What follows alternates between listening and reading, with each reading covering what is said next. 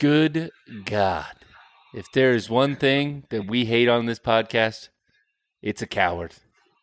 And we'll say it right here. Sean Payton, you're a coward. Dan, play that funky music. Kevin James, you're a coward too.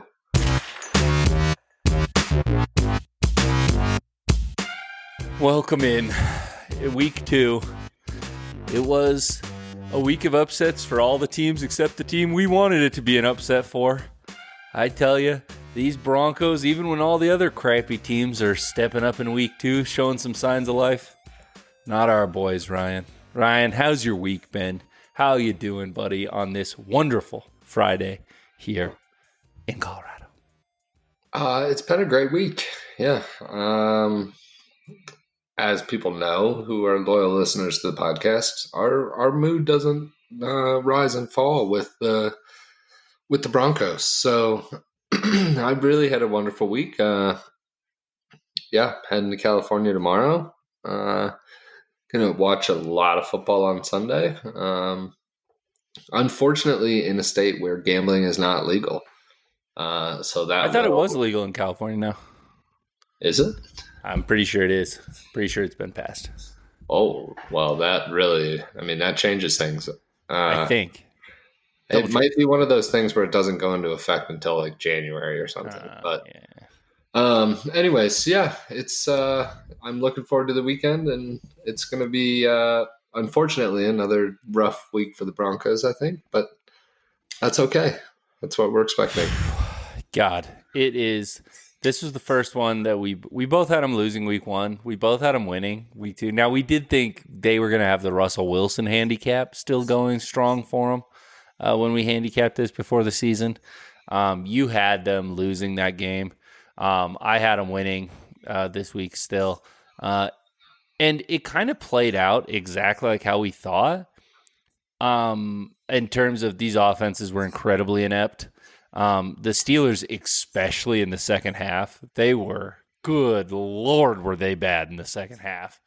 But I guess the first place I want to talk about this game is it feels like if you're paying Sean Payton all this money, we shouldn't say we lost this game because we got outcoached.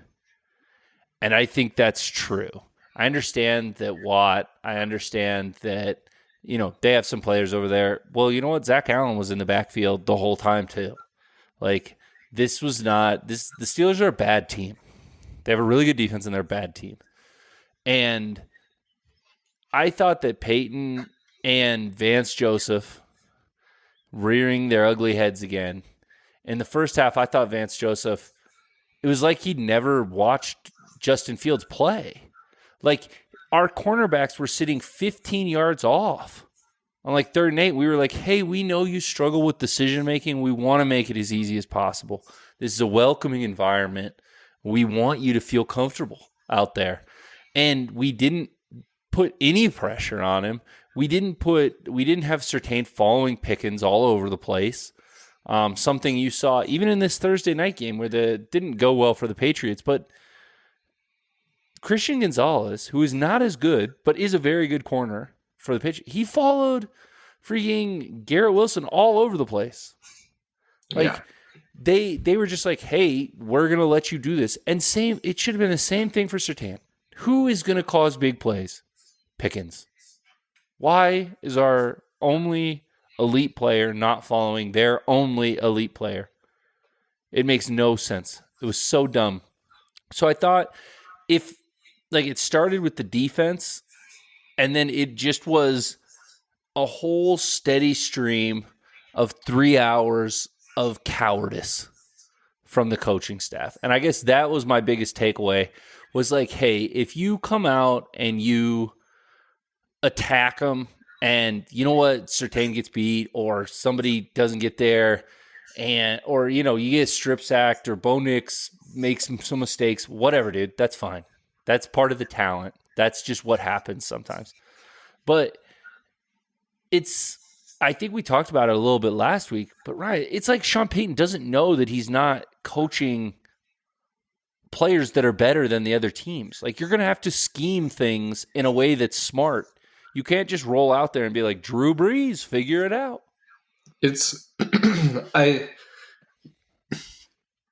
it's hard not for me not to look at the broader picture here, because I just looked it up. He's the second highest paid coach in all of American professional sports. He's making $18 million a year. And this is his hand selected quarterback, and he's gotten everything he wanted. It's a lot like Dion. Like, you get everything you want, and then your team still sucks. Like, at some point, it's your fault. And there's not a lot of ownership actually going on either front there. Like, there's a lot of blame going on, and not a lot of like, I'm, going to try to get better. Like, I don't hear a lot of that from either of them. So it's incredibly frustrating to root for. And I don't think he's going to lose his job this year. But if this looks bad next year and Nick's looks like Bryce Young looked, like, I don't think that the Waltons are going to be shy about firing him. And they don't care about the money. For a lot of people, that would be a big reason to keep him around. But these guys have more money than God. They don't care. So it's a shame that it looks the way that it looks. But I think Russ ate a lot of the blame, and he deserved a lot of the blame last year. But I wasn't. We were saying on the podcast that he wasn't creating a culture or putting Russ into positions to succeed. It was almost like he was sabotaging him actively. So, but it looks like he's sabotaging Knicks. So I don't know. It doesn't make a whole lot of sense to me. I do think I like that talk about culture. And I did want to get into that because on the one hand, I totally get it. It's a rookie. I'm glad that he's using the kid gloves, but I do think it's got to be talked about in the locker room a little bit of like, oh, there's Sean's guys and there's not Sean's guys, right? Because last year they had to burn a timeout in the red zone. And you would have thought Russell Wilson had ran over 5 dogs and 3 babies on the way to the stadium. Like, Sean was publicly embarrassing this man, right? Yeah. And it wasn't a coincidence that Justin Fields said that Russ got a petty game ball, and that he said, I think everyone knew he did dirty there. Like, players are watching this and saying, okay, hold on. You were losing your mind and saying we can't have this. And then we just have Bo Nix throw 2 red zone interceptions. And you're not over there upset? Like, I get development, but also we're trying to win games here. We get paid to win football games. And it doesn't feel like any coach who has been successful in any sport has had these like favorites that are untouchable. You hear with Belichick, you hear with all these guys who came in late rounds, whatever, and he's just like, you're better than this guy right now. It looks like we're going to play you. And right now, it doesn't feel like the Broncos are a hierarchy, and it doesn't feel like there's any self-evaluation despite the hollow kind of talk this week from Sean Payton of like, we need to simplify things. We need to, because he throws in the little things simplify things. We need to How make can it they get any simpler. What are we doing that's complicated? What are we doing that's difficult? Like, if we need to simplify things, that makes me worried. I assume he just means the length of the play calls. There was that video from New Orleans that came out a few weeks ago that's awful. This is not we don't need Sean Payton to necessarily like go over and chew out Bo Nix. Like, that I don't think is what we want or what we need. But you do want him to provide some coaching. You want to feel like there's some sort of learning happening after those moments where it's like, oh, okay, like this is what you clearly did wrong. And sure, that's probably happening in a quarterback's coach room at some point or whatever. But like, when you're making $18 million a year, it better be fucking coming from you. Like, say something, do something. There's no, like, And it you had no feels problem like, last year using the media to go after players. No and problem. and former coaches. Yeah. Like, you want to talk about petty?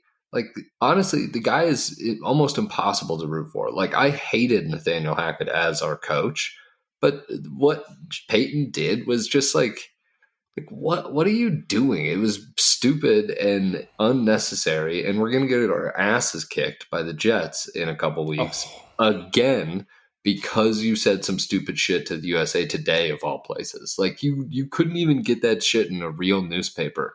They give that stuff away at hotels. Like, what are we talking about?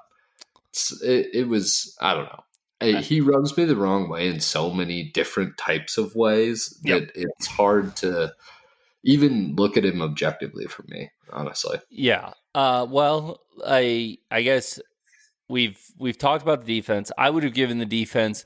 I think people are being too kind to the defense because of the second half. And I'm not saying Mike Tomlin basically did my strategy of we're ahead, we're going to take a knee and punt it 4 times, but he came pretty damn close. I think he told Justin Fields, listen, don't you Will Levis this up, all right? And you can start week 3 because they were under no threat from us. And so I would actually give the defense, I was frustrated by them. I thought we played like a modern defense, like too high look for not a modern offense. Yeah. Like, you have to adjust to who's in front of you. Like, I understand why the too high is most effective for football in general, and I want to get into that on the offensive side of the ball for us. But like, you're not playing a modern offense. Justin Fields has shown over the course of his career he cannot put together sustained drives and make sustained good decisions. So let's not let them run and get him in easy spots. Let's contain him in the pocket and let's put pressure on him. Easy peasy. Like, let's do this.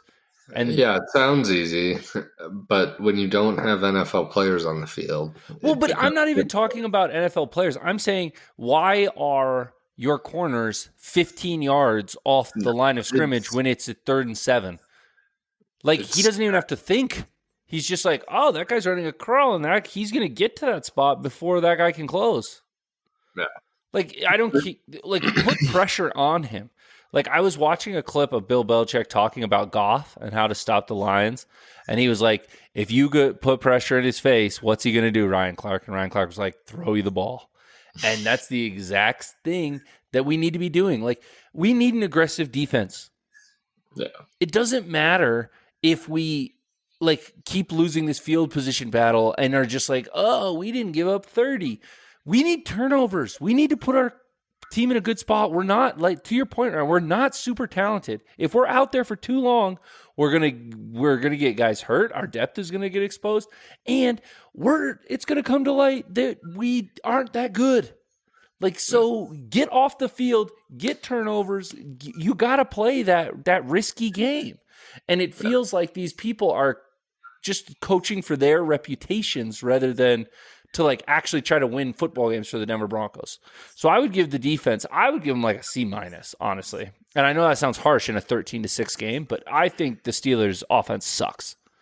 Like, I think it is bad.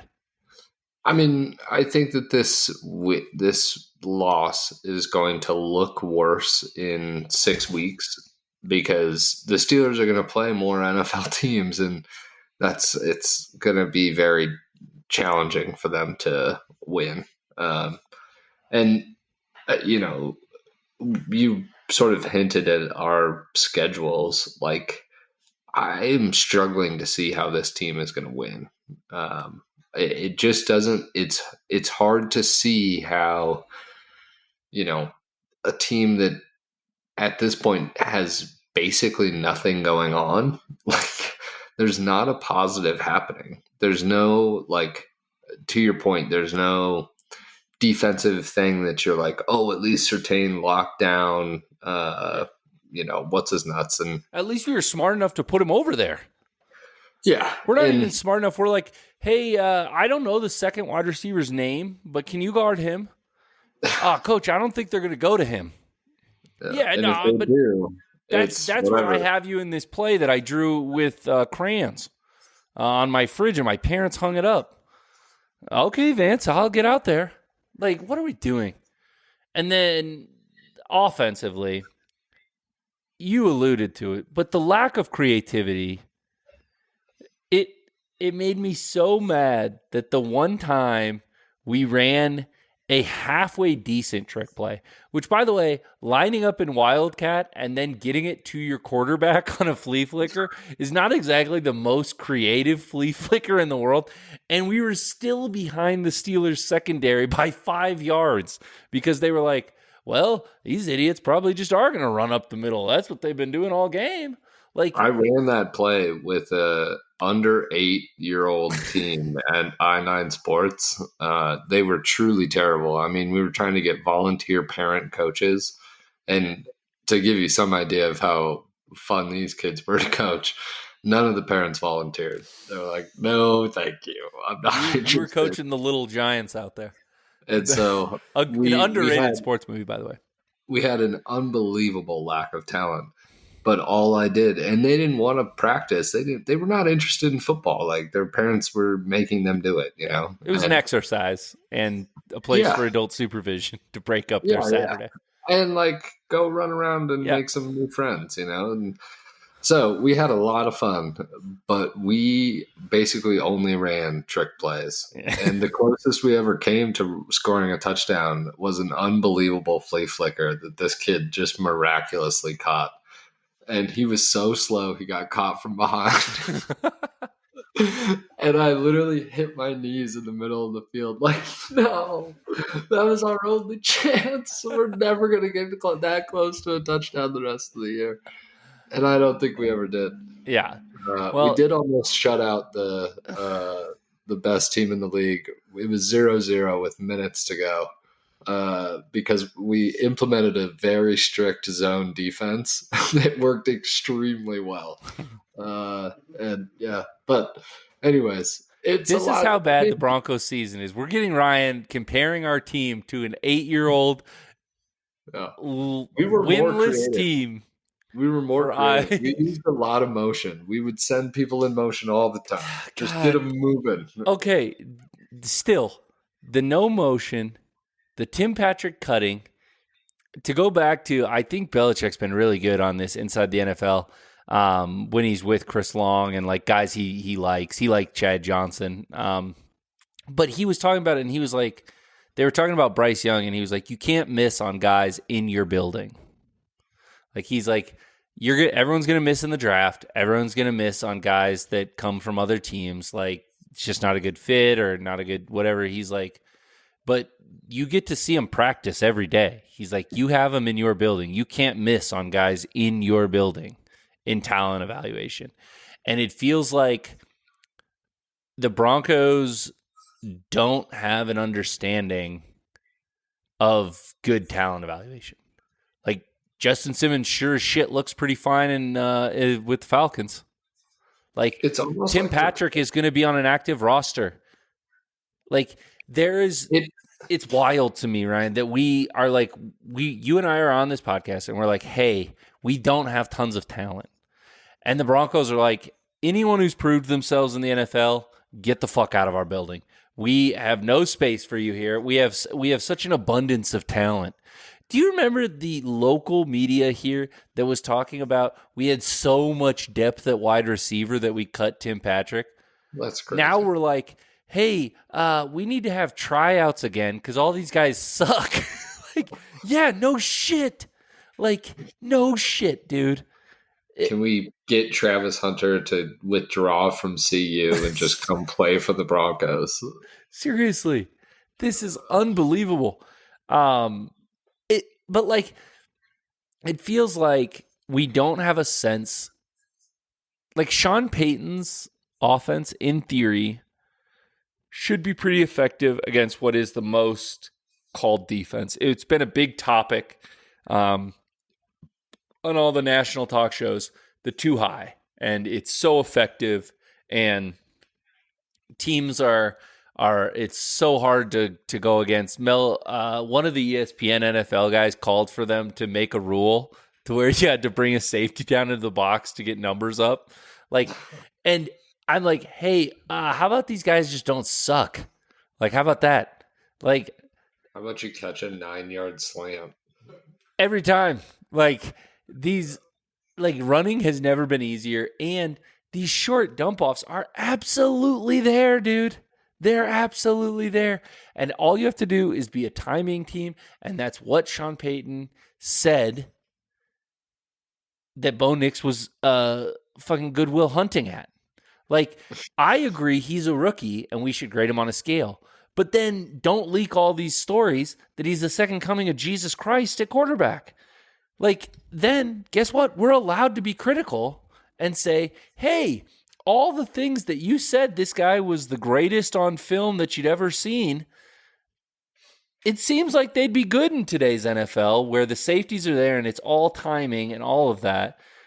And it doesn't feel like we're very good at it. Like, it is unbelievably bad. And then the fact that the play calling, to your point, was so vanilla. It's like you can't just say, hey, go out talent them out there. We don't have that. We have to run. It's like watching a different sport when you watch some of these other teams where, like, the Clint Kubiak stuff. Like, we must be the only franchise in the NFL where if we just would have allowed some fucking nepotism, we'd be so much better off. Like, We could have Kyle John Shanahan, Lynch Mike and Mike McDaniel, Clint Kubiak. Can we just bring back people who were smarts kids?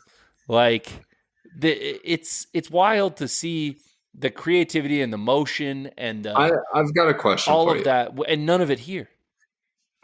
Everything we're talking about really stems from the top. Like, there's Yes. not. It's hard to give Sean Payton a pass because he's been given so much freedom. Like, it's clearly he's put around a lot of yes men and he's gotten what he wanted. In the quarterback, he's gotten what he wanted everywhere. So, do you think it's going to get better before he leaves? No. Like, No. do you think that there's a possibility that he can turn this around, I guess? No. I think there's no possibility he turns this around. I think he is so That's stuck in sad, his dude. ways. That's going to be 2 more years. We're stuck with this for this year and probably next year. Yeah. It's going to be truly embarrassing. And it's unfortunate that, like, really on both sides of the ball, like, these guys are dealing with. I just think of what McDaniel said when he became the coach of the Dolphins, and he said, it's my job for players to be able to look at me and say, he is trying to make me look as good as I can look because I have a finite time to make money for my family, to provide a great lifestyle. And so it's my job, and I take that very seriously, to try to put guys in positions where they can be successful. And I don't feel like on either side of the ball, we're scheming up in a way that makes any sense to make people look good. Some guys, Zach Allen has been a beast, and I feel like that's just been in spite of the scheme. Like, he's just been pissed and been like, I'm coming through the middle every time. And he's been blowing up run plays. He's been getting interior pressure. He's been awesome. Everything we wanted last year, the first 8 weeks of the season, he's been now for, what's that, 9 weeks? He's been a beast, and he's been awesome. But now, I mean, Baron Browning's hurt, and I think we can probably start transitioning to this Bucs game. But I mean, I our guess defensive line and our offensive line are taking hits now with McGlinchey and Browning, and not a lot of talent back there besides Crum. All right, but he's not even getting the reps. To bring it back to our sort of broader conversation, I just looked it up because I was interested. But this is going to be our 8th consecutive losing season. And if we're right and Sean Payton is allowed to coach this year and next year, that's 9.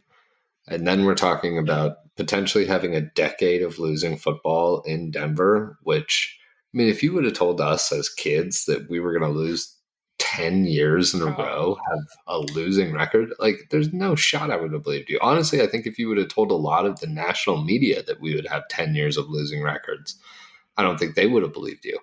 And the Broncos as a franchise have bungled this since we hired McDaniel.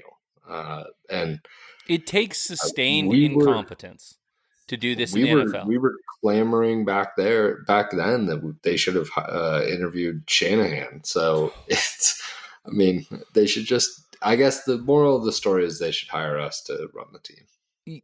Good Lord, we couldn't do worse, Ryan. I mean, it honestly is. It's a sad state as a Broncos fan, because the NFL is geared towards keeping teams as close to mediocre as possible. Like, it's geared towards being like, you can come up, here you go. Well, we're trying to make it just by the size of teams, the way that they have structured the salary cap. The NBA is trying to do a similar thing right now, where they don't want Heatles or the Durant on the Warriors. They don't want that. So they're trying to keep it out. Well, it means that you have to be aggressively stupid to be this bad for this long. And if the shoe fits, Ryan, I think we can wear it, because it's like your point. I mean, Sean, okay, who's hiring these other coaches? Oh, that was me. Oh, okay. Well, we don't have a lot of holdovers from the other team. Who brought all these guys in? Oh, that was me. Who drafted our quarterback? Ah, that was me. Who's designing the offense here? It's an offense-driven league. It's got to be. Oh, that's me. Okay. Do you think you could have some self-reflection and maybe change some things up? No, it's not me. Like, just the ego is wild, and I think that horseshoe up the ass stretch that we had last season, I think has probably set back the evaluation of the Broncos more than Broncos fans and would like to admit, because I mean, that was a 4-win team last year who happened to go on an insane run in the dog days of the season, and really get some bounces and some things where, like that Monday night game, Josh Allen threw like 12 picks. Like, he looked like he was actively trying to lose. I think that you kind of see yourself as this was an 8-win team last year. Surely we're going to go up now that he's got his guys in there. No. That was a 4-win team last year. And here's where we are. Yeah. No, expectations got way out of whack. And it's Broncos. I mean, it's been like this for the last 10 years. Yeah. Broncos country, let's cry. Yeah, there hasn't been a year that they have that the media or diehard Broncos fans haven't thought that this team had a chance to win a wild card game. And I mean, last year was the most wins they've had, and you just said they were a 4-win team. So it's been rough. Yeah. It's not good. All right, but a chance. Hope springs eternal, Ryan. As we are visiting I would say probably not as surprising as the Saints, but kind of the other team that has been kind of a wild team here. We got the Bucks. They're 2-0. They are at home. They are favored by 7.5 points, which is kind of wild, because if you would have told me at the beginning of this season that we could get the Broncos plus 7.5 versus Baker Mayfield, I'd have told you to put your mortgage on that, and I am not telling you that right now. I'll tell you. Some bad injuries for both teams. Browning was ruled out today for the Broncos. Obviously, McGlinchey, the tackle, went on short-term IR earlier. But no Antoine Winfield, one of the best safeties in the game for the Bucks. And then Vita Vea, doubtful. Doesn't look like he'll be able to play there, so that certainly helps potentially being able to get some sort of a running game going potentially because Vita Vea is one of the best run stoppers in the league, and we would be effed if we ran this stupid run game that has sucked into Vita Vea. So those are kind of the situations there. The other thing is Franklin Myers is all good from the concussion. Well, all good. It's the NFL, maybe not, but he was cleared to play. And obviously that's a lot of talent for our D-line, especially with Browning gone. If we had no Myers and no Browning, Baker Mayfield he'd feel like he was at Oklahoma again. He would have so much time to throw. They might triple team Zach Allen. Like, it would be wild. They'd be like, I don't think we should block the other guys. They'll just run to the sideline. So what's kind of your breakdown on this? It feels like the Bucs are maybe a little bit overrated in this. I mean, they gave up 6 trips to the red zone to the Lions and like 1 touchdown, which on the one hand you can be like, hey, that's good, bend but don't break. But like, they got dominated by the Lions, but ended up winning that game. And then they got to play the Panthers, which appears to be a positive thing to get to do.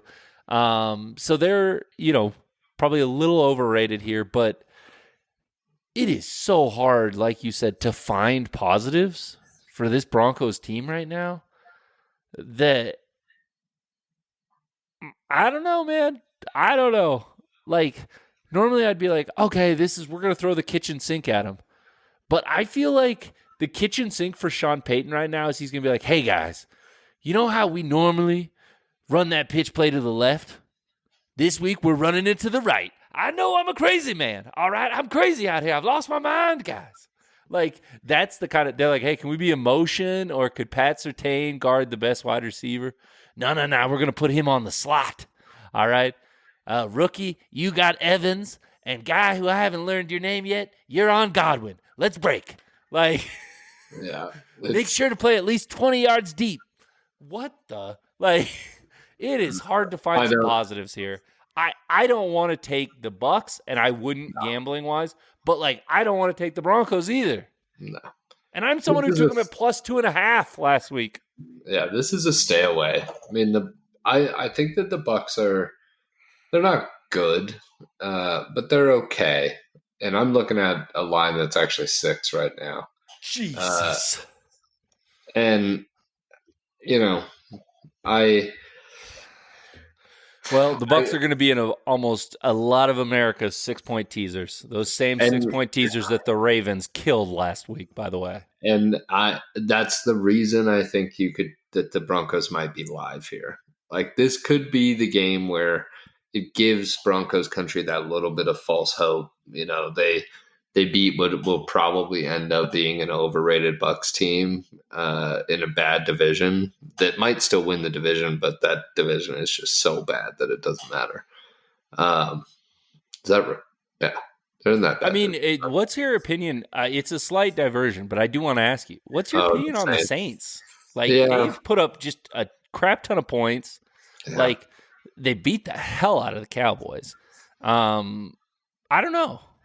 They could be live, but I don't know. It's still a bad division. I don't think either of those teams are very good. I'd actually they seem very similar to me. Because I think people kind of forget that Baker can cook. Like, he can be very, very good.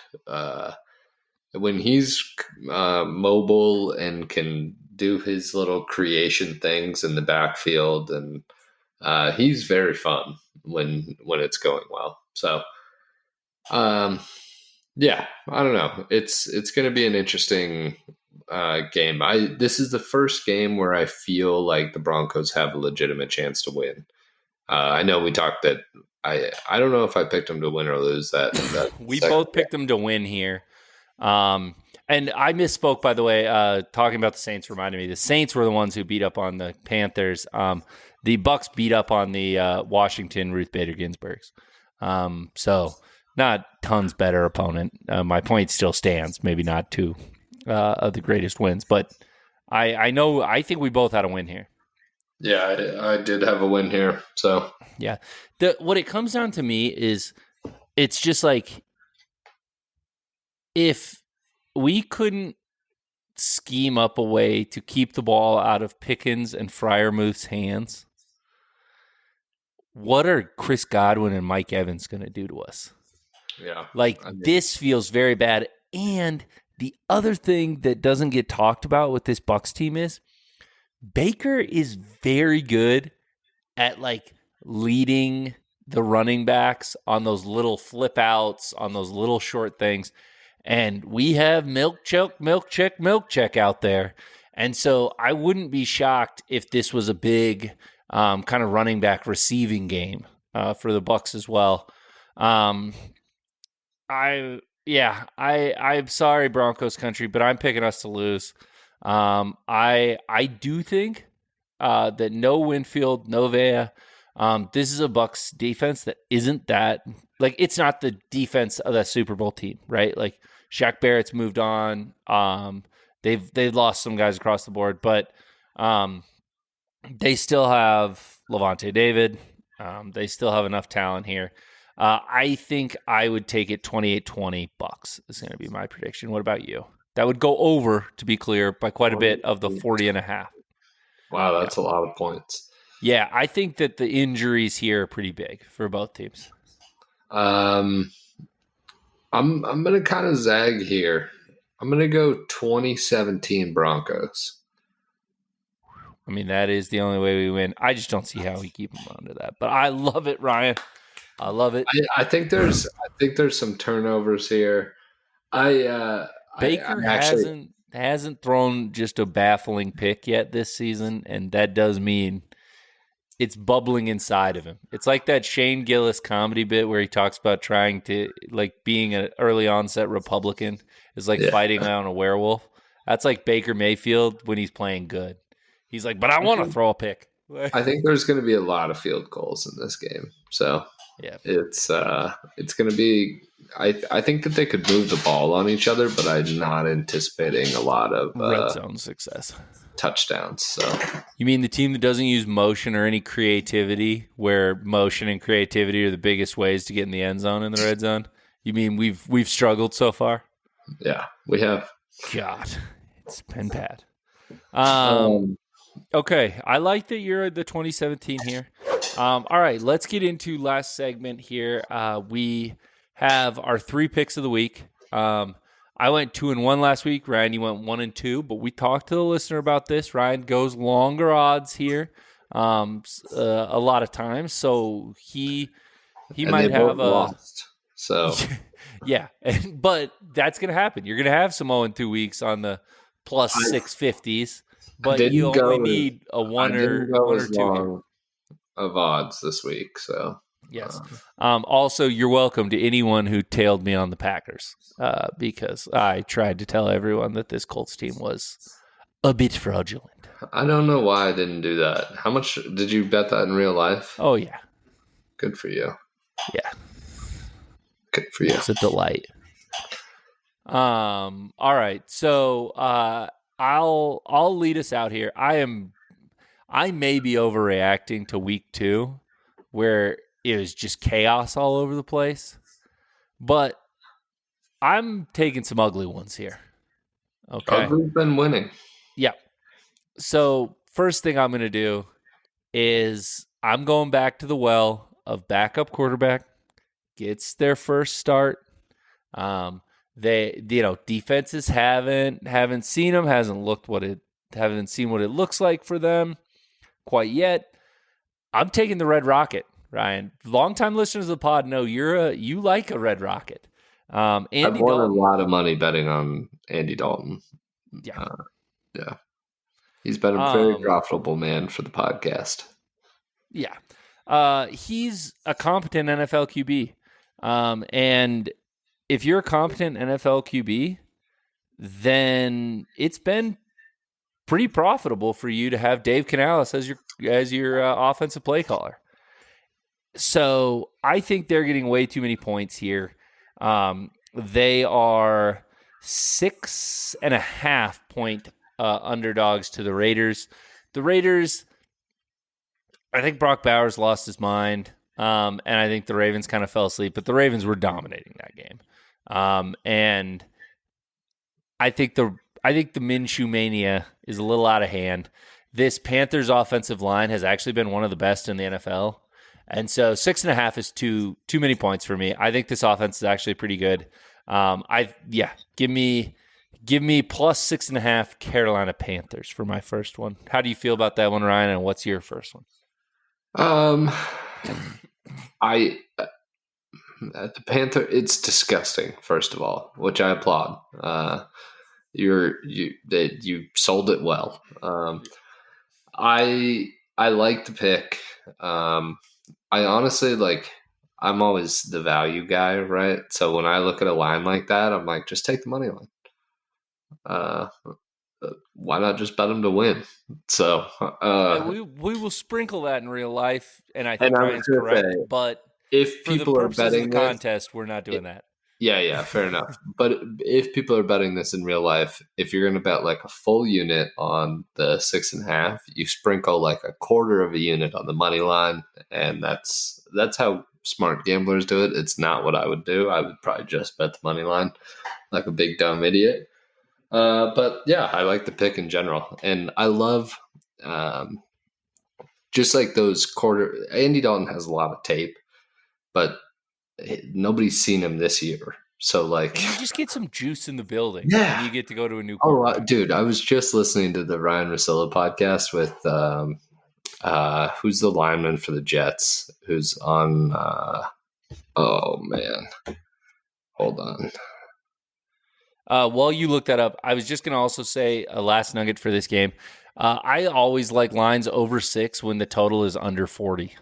Like, it's not like Vegas can score. Like, it's not like they're like, oh my God, Minshew might light it up. Like, no. Yeah. It was Willie Colon. And he was talking about when they benched Geno and put in Michael Vick. And he was like, the whole offensive line was like, let's go, like so excited. He's like, we got destroyed the next 2 games, but it didn't matter because it was like vibes, you feel like you have a chance even if you don't necessarily have a chance. So you're like, I've watched this guy suck. Maybe this energy, guy will suck less. Like, the energy changes for sure. So I like that pick. All right, what's your first one? Let's see. What do I want to give you first? I made all of mine Broncos related. So all of them are on the Broncos game. I am going to, I guess I'll go off of our Baker Mayfield is fun conversation. I'm going to take him over 35.5 longest passing completion. He throws bombs, and the Broncos love giving up bombs. So this is, to me, this is a lock. Hold on. Let me see exactly what the odds are for you, Dan. I think it's minus 120, but yeah. My first one was also minus 120, to be clear. Mine was minus 120. So I like that. I think it's, yeah. He's going to find either Godwin or Evans for a long pass.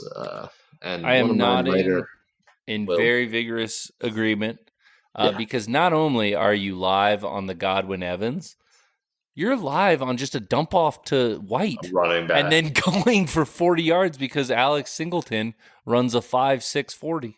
Like there are many ways that you get home with this bet, and I like it. Also, we might decide to play 40 yards off the line of scrimmage. So they may not meet resistance until 36, 37 yards. Keep everything in front of you. That's Vance's motto. Definitely don't put any mistake-prone quarterbacks under pressure. Don't make them think about it too much. That could hurt their feelings. I like that pick a lot. I think there's just a lot of ways you get home with it. And I think our defense is going to be out there a lot. So the chances of a miscommunication on our rookie cornerback, who has been playing well, by the way, but like our rookie quarterback on Godwin or Evans, I predict a mistake gets made here or there. It's a little different passing attack And than it's what he's clear we're seen. not going to keep Surtain on Evans, which I would No, argue we should do. But in this case, you actually kind of have an argument because Godwin is also so good. So as yeah, long as he's on one of the two, I don't have a problem with it. But if those two line up on the same side of a formation and Surtain is on the other side of the ball, I think we should all vow to just not watch the Broncos for the rest of the year I because I can't do that to myself because how will I fill my Sundays? I mean, it's I watching can't. other football, there's other games on. No, no, certainly not. And appreciate the offer, but no, thank you, sir. All right. If it Um, happens, I think we should all vow when we go to the game. What are we going to?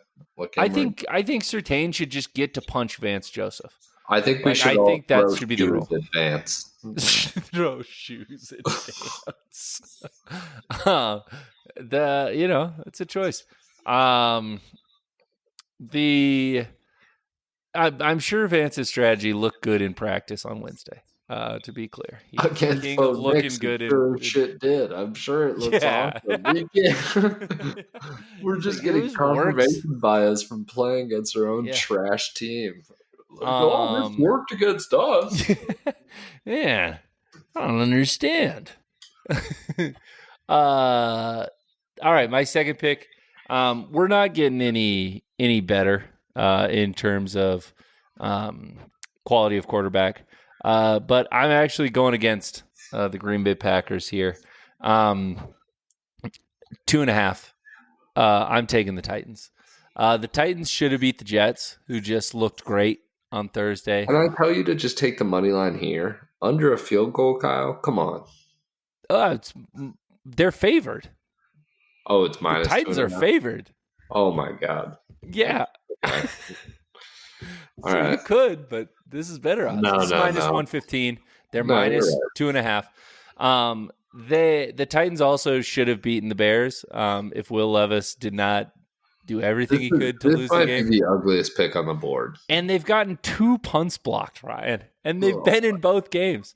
The shift, I heard a thing that the shift, it's like an 80% shift in chances of winning a game if you get a punt blocked. And they've done it in 2 games and been competitive in both. And against the Jets, that's a good team. So ugh. I think that Malik Willis had the benefit of playing a Colts defense that is truly trash. And you talk about bad game plans. The Colts went out there and were like, too high safety. And Malik and LaFleur was like, "Oh, I'm not letting this idiot throw. We're gonna run it 100 times." And they got their points in the first half, and it held up. But I think that here, I think this Titans team is Has Love actually officially decent. been ruled out? Huh? I have to imagine yes, because or Vegas is as close to thinking this is possible because otherwise there's zero way they are hanging a minus 2.5 Titans if they think there is any way that some better can find information that Love is playing. So Packers Wire says Jordan Love practices for third straight day. yeah, I'm sure he did. They've been pretty conservative with injuries in the past. They just gave this guy, they made him the highest paid quarterback. They have to think, we already stole one. We just go steal one here. But I do not think Malik Willis can do that. I think this Titans team does it. So give me the Titans here, minus 2.5. You seem a little bit sadder about this one. No, Minus 150. I hate betting on Will Levis. Yeah, I mean, this. I said it while you were going through the case. It's the ugliest bet on the board. Like it is filthy, filthy, filthy, disgusting, gutter cellar sort of stuff. But a lot of times that stuff wins. So I don't like it, and I'm not gonna tell you on it, but I'm also not gonna bet the other side. I don't not agree with you. Like I think probably you're on the correct side if I had to bet something, because I do agree with you. I don't think that LaFleur is like he's so limited by what he has at quarterback right now that even scheme lord LaFleur is not necessarily going to be able to put up enough points to stay in this game. But yeah, it's ugly. It's disgusting. So I applaud you for it. There It is a takes a lot of chance. guts to do stuff like this. There is a chance. Yeah, because no one wants to bet on Will Levis after No. all. The only clip that's been circling is his coach going, "What the fuck are you doing?" after he threw the ball backwards in the red zone. Which it was a fair quote too. He earned it. It was baffling. If anyone has earned a "What the fuck are you doing?" It's Will Levis these first 2 weeks. It's not good. But I think that's just kind of how you make money is you say no one on the public is taking this. So this line is a little bit too high. Yeah, I mean, the Colts suck. It's a classic hold your nose bet. Yeah, the Colts have the worst defense in the league, and they were favored in Lambeau last week. Yeah. Like everyone thought they were going to smoke them. It's not that big of a difference. No, I mean, listen, you're barking up the right tree, I think here. So I just don't have the intestinal fortitude you do. But it's hideous. It takes a real man to nut up and take that. For my second one, I am staying on the Broncos, as I said. The Broncos game and the Broncos in this case. I'm going to take Bo Nix to have his longest rushing attempt over 10.5 yards. This is minus 120. He's just going to run for a first down when it's 3rd and 10, inevitably, because we've run some dumb shit for the first 2 downs and they are in a too high shell with a extra linebacker in the middle of the field to pick him off, and he'll run for a first down. So, yep, I like this. And like you said, he's kind of looks sneaky fast. That's been the biggest surprise. It's kind of been his athleticism here. So I like this, and I agree with you that if there's one thing that I have liked about our offense is that we have gotten Bo out of the pocket a little bit to where he has a chance to take off, and it's not like running through the middle or something. I like that as well. What are the odds on that bad boy? Minus 120. Perfect. All right. My final one. It just wouldn't be right if I didn't stay on theme with the hideous quarterbacks here. And I'm going Skylar Thompson, plus 4.5 here with the Dolphins. People forget rest is actually one of the biggest commodities in the NFL. This is a team that, even though they got beat, they now have a week and a half. Basically, it's a mini bye, when you do this. I think McDaniels is a good one. Also, Seattle might have played the 2 worst teams in the league in us and the Patriots, and they went to overtime with the Patriots, and we just saw what happened to them on the Jets with the Jets, and we saw what the Steelers defense was able to do to us. I think Seattle is a little overrated here. I'm coming off the bandwagon a little bit after I was driving the Seahawks to win the NFC West in some of our preseason previews, which still might happen because it appears that all of the 49ers and Rams are going to be out for the season. They're going to never play football again. So, I mean, maybe them or the Cardinals have looked pretty fun. The Cardinals have looked kind of filthy. Yeah. Maybe they will win the division. That's a fun bet. It would be good. But yeah, I think that here, I'm just saying this is too many points. This Seahawks team hasn't shown any ability to run away and hide from anyone. And those are teams that are like, I would commit at least 3 crimes to get Jalen Waddle on our team.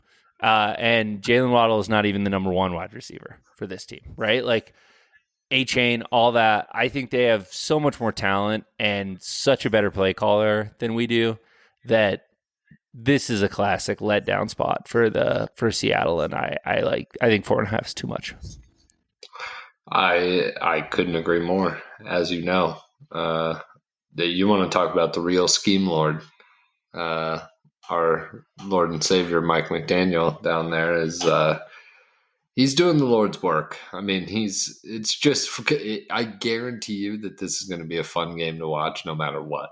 And they're going to score points. So I agree with you that getting this over a field goal is it's almost a must bet, honestly. So kudos to you. And that one is minus 110 too. You have the you're not even paying juice. It's not moving. Yeah, that's crazy. Well, yeah, you're paying some juice, but right. The typical juice. Yeah. You're paying juice on every bet. Yeah. It's just not as obvious if it's not minus 110. Yeah. For my last bet, I actually changed this. So before I had Mike Evans to score a touchdown, which I think is still a good bet. It's plus 100. It's even money.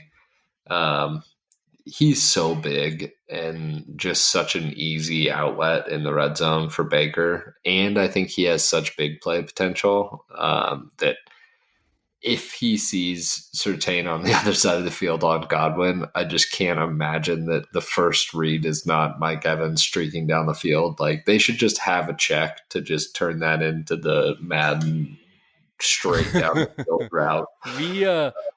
We might do what we did against the Steelers when we saw their huge Goliath tight end out there and be like, hey, do we have anyone 4'9" or under that could guard him in the red zone?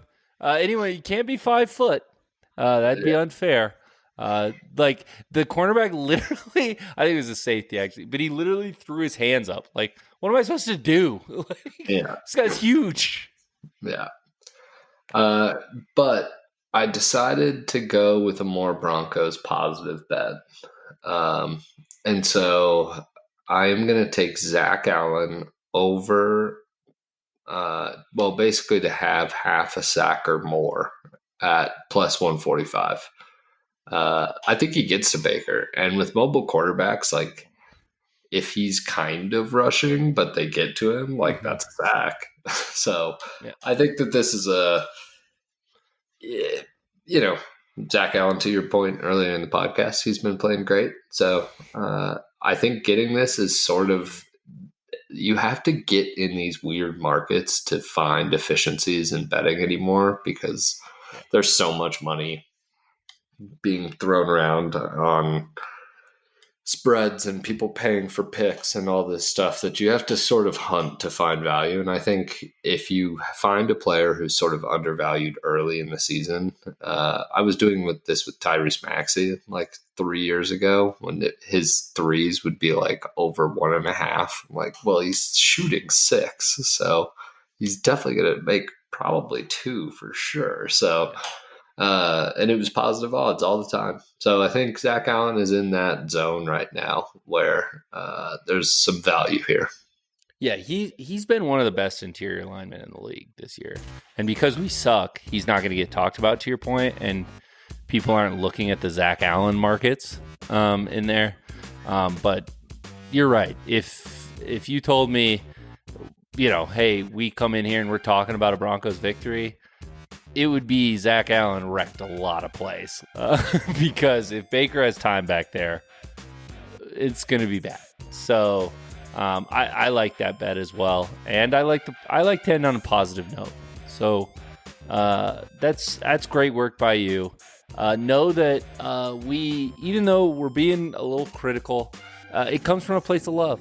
We just want the to your point, Ryan, the team that we grew up with, the team of sustained competence under Pat Bowlen. We want those days back. We're not asking to be perennial Super Bowl contenders. We just want to be competent. What would we give for Jake Plummer right now? Oh, just give me Jake the Snake. Right. Know how I feel about Jake the Snake. I love that guy. Yeah. That was heartbreaking when we lost to the Steelers. God, I hate the Steelers. God, the Steelers suck. You know what? Well, outside of Cordell Stewart, he we was awesome. did really enjoy Cordell Stewart. So, All right, well, that's all the time we have this week. But please rate, subscribe, share it. All that stuff helps. And we will talk to you next week. We'll see if we are an 0-3 team or if we are 1-2 and back in the playoff hunt. Kidding. Maybe. bye. Lucifer Brothers is a Crab Shell Media podcast.